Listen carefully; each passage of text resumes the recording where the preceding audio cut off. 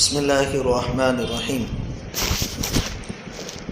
نحمدہ ونصلی علی رسولہ الکریم اما بعد اعوذ باللہ من الشیطان الرجیم بسم اللہ الرحمن الرحیم یا ایہا الذین آمنوا کتب علیکم الصیام کما کتب علی الذین من قبلکم لعلکم تتقون ایاما معدودات صدق اللہ العظیم۔ بزرگوں اور پیارے بھائیوں، اللہ رب العزت کا بڑا کرم اور احسان ہے کہ اللہ تعالیٰ نے ہمیں ایمان کی دولت سے نوازا ہے۔ مرتے دم تک اللہ رب العزت ہمارے ایمان کے عقائد کی حفاظت فرما، ایمان والی بہترین زندگی اور ایمان والی قابل رشک موت نصیب فرما۔ مزید کرم اللہ رب العزت کا یہ ہے کہ رمضان المبارک کا مہینہ ہمیں عطا فرمایا۔ رمضان کا مہینہ بھی آج 15واں روزہ ہے، یعنی آدھا ہو چکا۔ یہ مہینہ عبادتوں کا مہینہ ہے،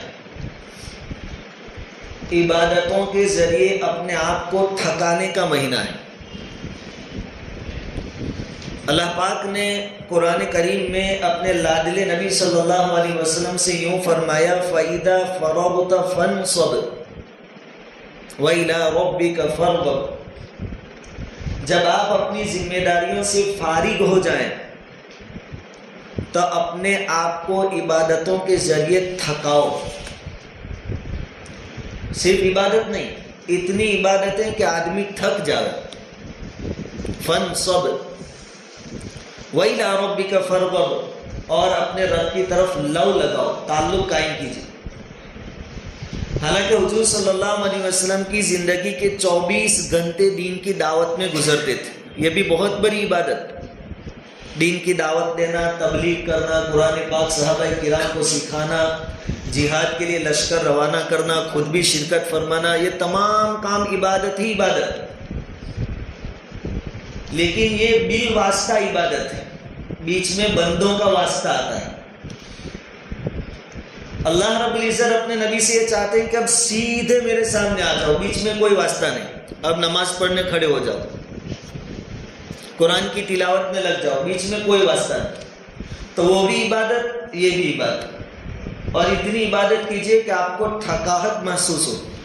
فَانْصَبْ، چنانچہ حضور صلی اللہ علیہ وسلم نے اس پر عمل کر کے بتایا، اور اتنی لمبی لمبی تہجد کی نمازیں پڑھی کہ آپ کے قدم مبارک پر ورم آ جاتا تھا۔ تو ہمارے لیے بھی یہ مہینہ غنیمت سمجھے، اپنے آپ کو عبادتوں کے ذریعے تھکاویں۔ یہ چیزیں ہمیں دنیا میں بھی نفع دے گی، آخرت میں بھی ہماری نجات کا ذریعہ بنے گی، درجات کی بلندی کا سبب بنے عبادتیں۔ واقعتاً جو لوگ آخرت کے بندے تھے، یعنی جنہوں نے اپنی زندگیوں کو آخرت کی تیاری میں لگا دیا تھا، انہوں نے رمضان کے مہینے کی ایسی قدردانی کی کہ ان باتوں کو سن کر ہمارے لیے عمل کرنا مشکل ہے کہ انہوں نے کیسے عمل کیا ہوگا۔ شیخ الحدیث حضرت مولانا زکریا صاحب رحمۃ اللہ علیہ، ان کے رمضان کے معمولات کے بارے میں لکھا ہے کہ پورا دن قرآن پاک کی تلاوت میں گزرتا تھا۔ رمضان کا مہینہ کلام پاک کی تلاوت۔ ایک مرتبہ ان کے خاص دوست ملنے کے واسطے آئے، تو حضرت شیخ صاحب تو نماز سے فارغ ہو کر اپنے حجرے میں تشریف لے گئے، کلام پاک کی تلاوت کرنے میں مشغول ہو گئے۔ وہ جو دوست تھا بے تکلف بھی تھا، گہری دوستی تھی، اس نے سوچا کہ کچھ 1-2 سپارے پڑھنے ہوں گے معمولات کے، وہ پڑھ لینے کے بعد میں حضرت سے ملاقات کریں گے۔ تو صبح سے آئے ہوں گے، ظہر کی نماز کا وقت آ گیا، لیکن حضرت حجرے سے باہر تشریف نہیں لائے اور کلام پاک کی تلاوت بند نہیں ہوئی۔ ظہر کی نماز کے بعد فرائض سے فارغ ہو کر واپس اپنے حجرے میں چلے گئے۔ یہ دوست واپس انتظار میں بیٹھ گیا، کبھی 1-2 سپاروں کی تلاوت کے بعد فارغ ہوں گے تو ملاقات ہو جائے گی۔ کتاب میں لکھا ہے کہ ظہر سے عصر ہو گئے لیکن تلاوت چالو ہی تھی. اب جو کہ یہ تکلفی تھی، اچھی دوستی تھی، تو یہ پھر دوست اندر گیا اور کہا کہ حضرت رمضان تو ہمارے پاس بھی آتا ہے لیکن ایسا بخار جیسا نہیں آتا. آپ کے پاس تو رمضان ایسا ہے جیسے بخار چڑھ گیا کہ بخار والے کو دوسری کوئی دنیا سوجتی نہیں ہے. آپ کو تو قرآن کے علاوہ کچھ اور سوچتا ہی نہیں ہے. میں کب سے انتظار کروں. یہ ہمارے لیے بہت مشکل ہے. لیکن آج کے دور میں بھی الحمدللہ ایسے بندے ہیں جو روزانہ 15 پارے پڑھتے ہیں، 20 پارے پڑھتے ہیں. ایک قرآن پڑھنے والے آج کے دور میں بھی. ہمارے ایک استاد ہے، پڑھا تو نہیں ہوں لیکن مسئلے مسائل میں ہمیشہ ان سے رجوع کرتا ہوں. آرے دنوں میں بھی، رمضان میں نہیں، آرے دنوں میں بھی روزانہ 15 سپاروں کی تلاوت. حالانکہ ساتھ میں بخاری شریف پڑھاتے ہیں، ابو داؤد شریف پڑھاتے ہیں، امامت کراتے ہیں 5 وقت کی نماز کی. تراویح 20 رکعت اکیلے پڑھاتے ہیں اور یہ 15 سپاروں کی تلاوت اندر دیکھ کر نہیں، اشراق میں، چاشت میں، اوابین میں، تہجد میں پوری ہو جاتی. اور وہ بارہا کہتے ہیں کہ واقعتاً قرآن کی تلاوت میں جو آدمی لگ جاتا ہے اللہ تعالیٰ اس کے اوقات میں برکت عطا فرماتا ہے.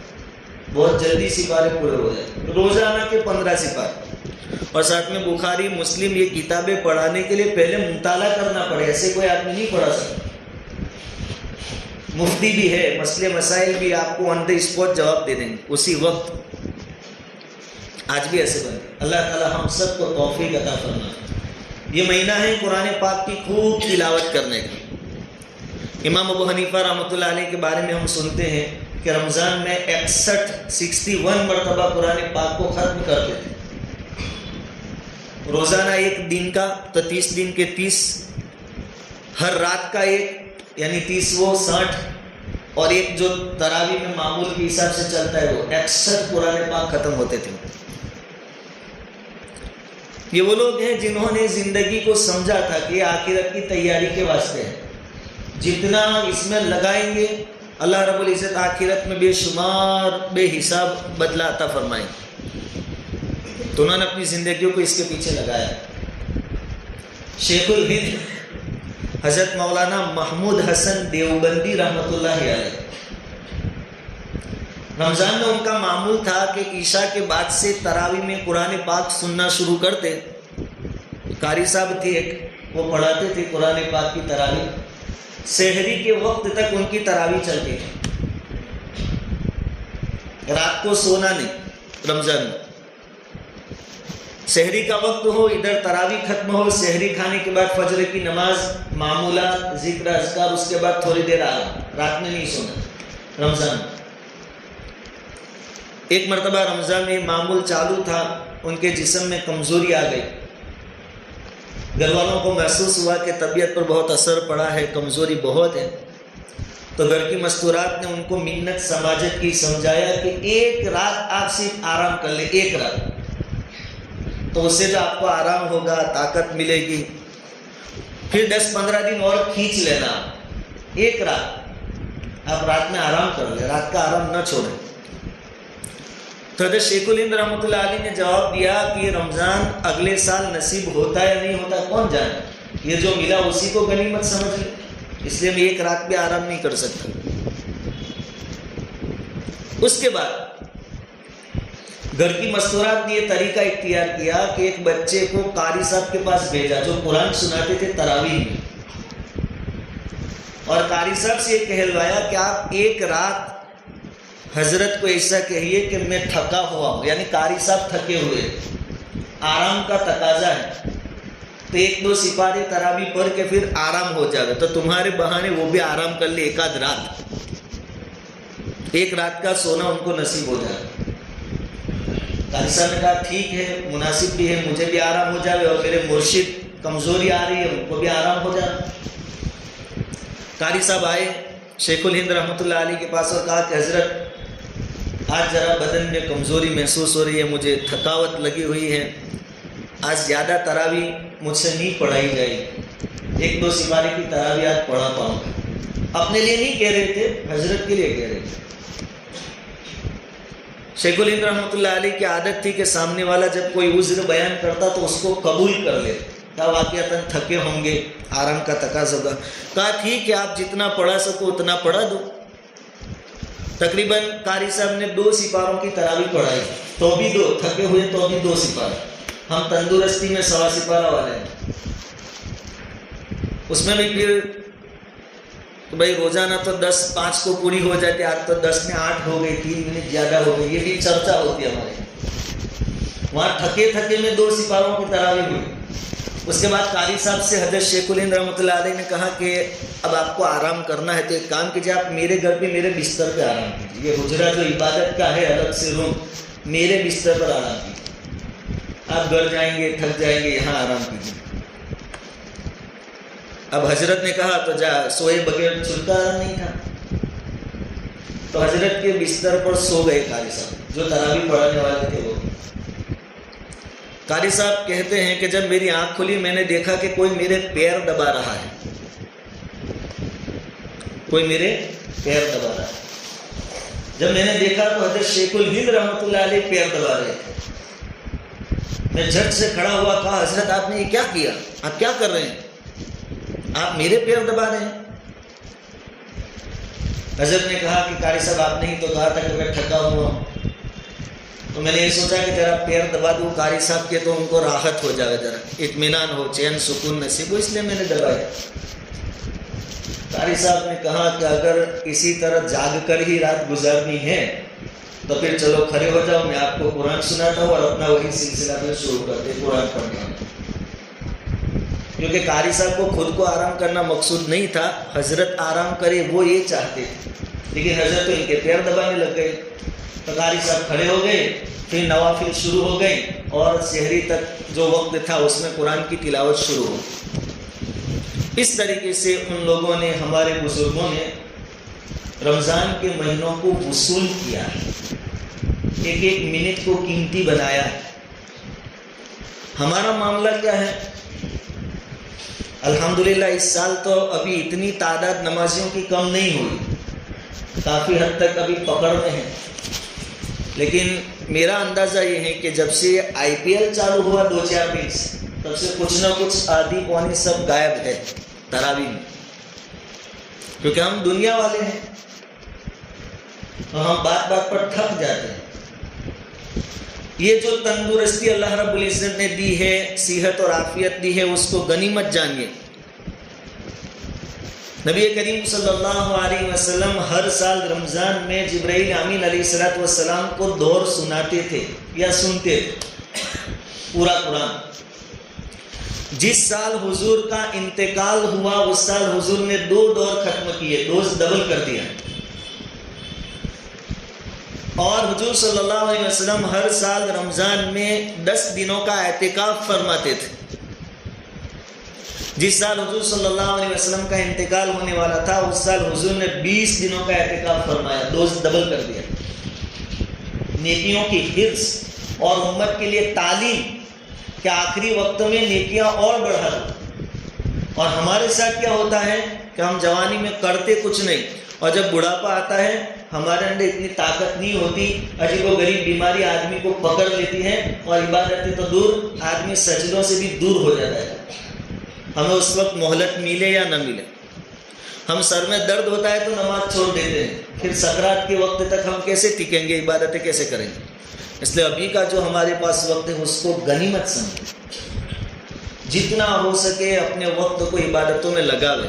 کبھی قرآن پاک کی تلاوت میں لگ جاوے, کبھی ذکر میں تسبیح میں لگ جاوے, کبھی ترجمہ اور تفسیر پڑھنے میں لگ جاوے, کبھی نوافل میں لگ جاوے. اشراق, چاشت, اوابین, تہجد کی پابندی شروع کر دے رمضان میں. اور آنے والے جو دن ہیں 15, گزرنے والے 15 دنوں سے زیادہ قیمتی ہے, کیونکہ آنے والے دنوں میں شب قدر آنے والی ہے, جس کے بارے میں قرآن پاک میں ایک مستقل سورت نازل کی گئی. انا انزلناہ فی لیلۃ القدر وما ادراک ما لیلۃ القدر. آپ کو کیا معلوم کہ لیلۃ القدر کیا ہے, شب قدر کیا ہے؟ لیلۃ القدر خیر من الف شہر. 1000 مہینوں کی عبادت سے زیادہ بہتر ہے اس ایک رات میں عبادت کرنا۔ عربی زبان میں گنتی میں زیادہ سے زیادہ جو آتا ہے وہ 1000 تک کی آتی ہے گنتی، اس سے آگے نہیں آتی، اس لیے یہاں 1000 کا لفظ استعمال ہوا۔ اس سے مراد صرف 1000 ہی نہیں ہے بلکہ اس کی انتہا کثرت بتانا مقصود ہے کہ بے شمار سالوں کی عبادت کے برابر ثواب آپ کو اس ایک رات کی عبادت میں مل جائے۔ تنزل الملائکۃ والروح فیہا بإذن ربہم من کل امر، وہ جبرائیل علیہ السلام جو صرف نبیوں کے پاس آیا کرتے تھے وہی لے کر شب قدر میں وہ خود آتے ہیں زمین پر، فرشتوں کی جماعت کے ساتھ آتے ہیں، پوری روایت ہے بیہقی شریف کی۔ فرشتے پھیل جاتے ہیں دنیا میں، زمین میں، جہاں بھی کوئی کھڑے کھڑے، بیٹھے بیٹھے، لیٹے لیٹے، سوتے سوتے اللہ کا ذکر کرتا ہوتا ہے، نماز میں ہوتا ہے، تسبیح میں ہوتا ہے، ذکر میں ہوتا ہے، فرشتے اس کے لیے دعا کرتے ہیں۔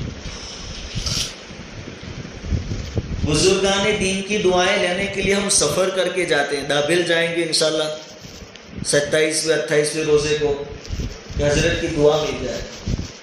شب قدر میں فرشتے آپ کے گھر آ کر آپ کو دعائیں دیتے ہیں۔ دابل بھی جانا چاہیے، جہاں سے دعائیں ملتی ہے لینی چاہیے، اور یہ فرشتوں کی دعائیں خاص طور پر لینی چاہیے کہ ہمارا بیڑا پار ہو جائے، کیونکہ فرشتے معصوم مخلوق ہیں، ان سے گناہ نہیں ہوتے، اور معصوم مخلوق کی دعائیں اللہ تعالیٰ قبول فرماتے ہیں۔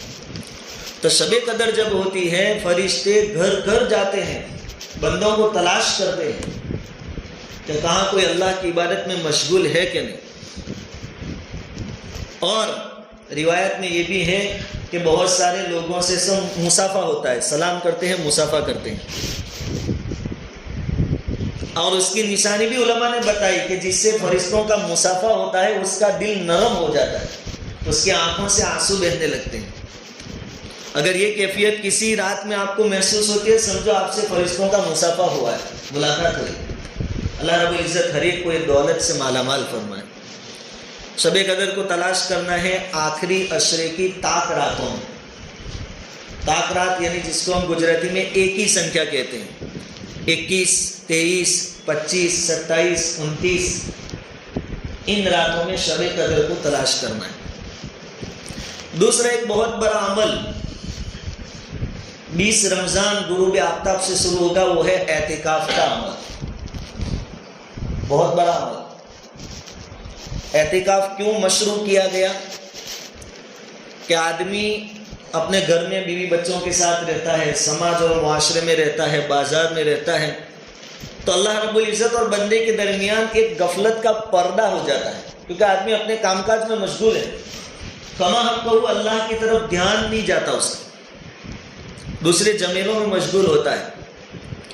تو ان سارے پردوں کو اٹھانے کے واسطے اور اللہ رب العزت سے ڈائریکٹ کانٹیکٹ قائم کرنے کے واسطے، تعلق قائم کرنے کے واسطے اعتکاف مشروع کیا گیا کہ آپ دنیا چھوڑ دیں، گھر بھی چھوڑ دیں، اور آپ مسجد میں آ جائیں اور ایک کونا پکڑ لیں اور 24 گھنٹے اللہ اللہ اللہ کو یاد کریں، نمازیں پڑھیں، دعائیں کریں، استغفار کریں، توبہ کریں۔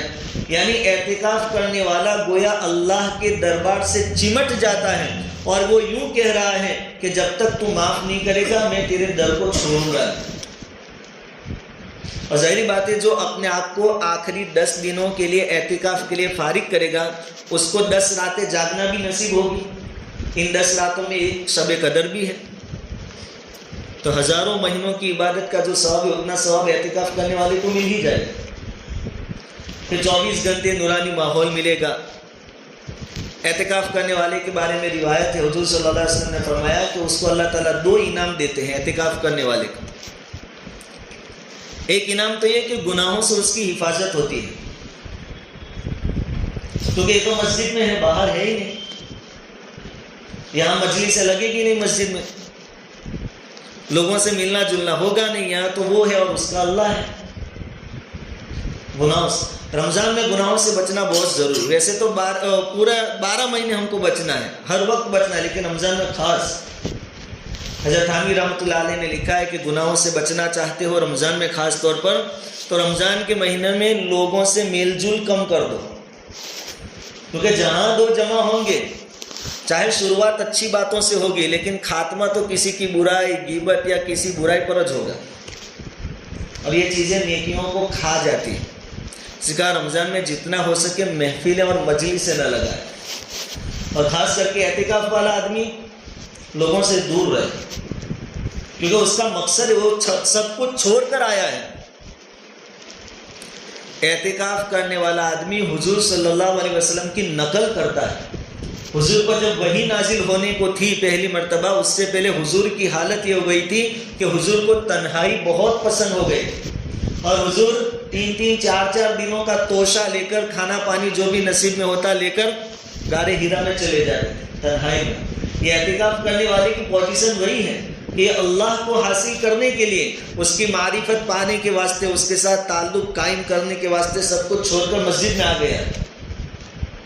کوئی جھمیلہ نہیں, نہ کاروبار کا نہ بیوی بچوں کا, سب سے یکسو. اب یہاں کر بھی اگر مجلس سے لگائے گا تو پھر یہ آدمی گھر رہے اسی میں فائدہ ہے, کیونکہ یہاں مسجد میں باتیں ہوگی تو مسجد کی بے حرمتی ہوگی, گناہ ہوگا. رمضان میں نیکیاں اس کا بھاؤ بڑھ جاتا ہے تو گناہ کا بھاؤ بھی بڑھ جاتا ہے, اور مسجد کی بے ادبی, غیبتیں, مذاق مستی, اس سے اچھا ہے کہ پھر وہ گھر رہے. اعتکاف کا مقصد حاصل نہیں ہوگا. تو اعتکاف کرنے والے کو ایک انعام اللہ کی طرف سے ہے کہ وہ گناہوں سے بچتا ہے کیونکہ لوگوں سے الگ ہے, اور دوسرا انعام کہ اعتکاف میں بیٹھنے کے بعد بہت ساری نیکیاں ایسی ہیں جو یہ نہیں کر سکتا. اب یہ جنازے کی نماز میں نہیں جا سکتا, کوئی بیمار ہے اس کی عیادت کے لیے نہیں جا سکتا, تو اس کے جائے بغیر اللہ تعالیٰ وہ تمام نیکیاں اس کو عطا فرمائیں.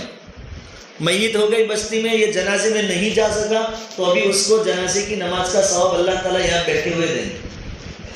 عیادت کے لیے نہیں جا سکا, عیادت کا جو ثواب اللہ تعالیٰ بندوں کو دیتے ہیں اس کو یہاں بیٹھے ہوئے دیں. ایک اور روایت ہے کنز العمال کی, حضرت حسین رضی اللہ تعالیٰ عنہ نقل فرماتے ہیں کہ حضور نے فرمایا کہ اعتکاف رمضان میں 10 دن کا کسی نے اعتکاف کیا وہ ایسا ہے جیسا کہ اس نے 2 حج کیے اور 2 عمرہ کیے. اتنا ثواب, 2 حج اور 2 عمرہ کا ثواب. اس لیے اعتکاف کا ماحول قائم کرنا چاہیے. 10 دنوں کا مسئلہ ہے, اللہ راضی ہو جائیں گے. 2-4 بندے بھی ایسے کھڑے ہو جائے ہر مسجد میں, پوری بستی کی طرف سے کفارہ بن جائیں, اللہ کی خاص رحمتیں بستی پر نازل ہو. تو اس کا بھی ماحول بنائے, تشکیل کریں, اور صدقات خیرات کے ذریعے اللہ کو راضی کریں. صدقات اور خیرات آنے والی بلاؤں کو ٹال دیتے ہیں, اور جو بلائیں اتر چکی اس کو بھی ہٹا دیتے ہیں. ہمارے لیے رمضان میں اتنی آسانی ہے کہ کئی مدارس سے سفیر حضرات ہمارے گھروں پر آتے ہیں, ہماری دکانوں پر آتے ہیں. ہمیں تو کسی کو ڈھونڈنے جانے کی بھی ضرورت نہیں پڑتی, وہ بیچارے آئے ہیں, اور ہمیں اندازہ نہیں ہے کہ آنے والا کوئی اپنے مدرسے کا شیخ الحدیث ہوتا ہے, کوئی محتمم ہوتا ہے, کوئی حفظ کلاس پڑھانے والا عالم ہوتا ہے, کوئی امام ہوتا ہے, کوئی بخاری پڑھاتا ہے, کوئی فقہ پڑھانے والا ہوتا ہے. وہ آپ کے دروازے پر آتے ہیں, ان کی مدد کیجیے ثواب کی نیت سے, بڑھ چڑھ کر ان چیزوں میں حصہ لیجیے.